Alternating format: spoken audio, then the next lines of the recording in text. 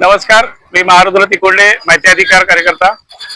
आज काल मी एक सोशल मीडियावर पोस्ट केली होती की सातारा जवळील आणि महाराष्ट्रातील 2 नंबरची खेड ग्रामपंचायत या ठिकाणी जो medical college to Pratapsinhnagar, Vikasnagar, Yadav colony या तत्सम विविध भागांना जोडणारा जो रस्ता आहे, या रस्त्याच्या कडेला जी असणारी लाईट आहे ती अनेक महिने फार एकदम अल्प आणि एकदम आधारमय लाईट आहे।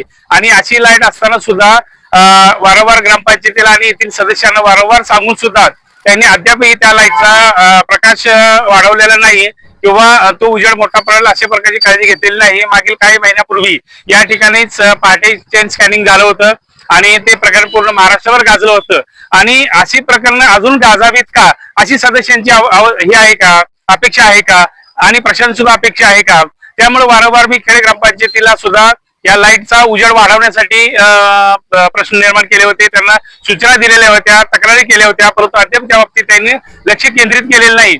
आणि जर भविष्यामध्ये या ठिकाणी अशा कोणत्याही प्रकारची जर महिलांच्या बाबतीत, वयोवृद्धांच्या बाबतीत किंवा वाहनांच्या बाबतीत जर कोणत्या प्रकारची दुर्घटना घडली तर खेड ग्रामपंचायत सदस्य यांना जबाबदार धरण्यात यावं अशी मी या ठिकाणी मागणी करत आहे।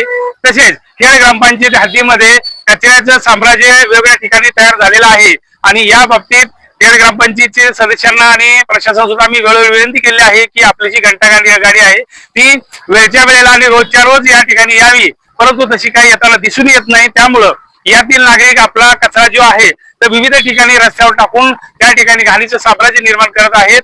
त्यामुळं पुन्हा एकदा प्रशासनाला माझी हात जोडून विनंती आहे, सदस्यांना सुद्धा माझी विनंती आहे की स्वच्छता आणि लाईटची व्यवस्था या ठिकाणी त्वरित करण्यात यावी, अन्यथा भविष्यात मी ग्रामपंचायत कार्यालयासमोर जन आंदोलन उभारण्यात येईल याची नोंद घ्यावी। जय हिंद, जय महाराष्ट्र।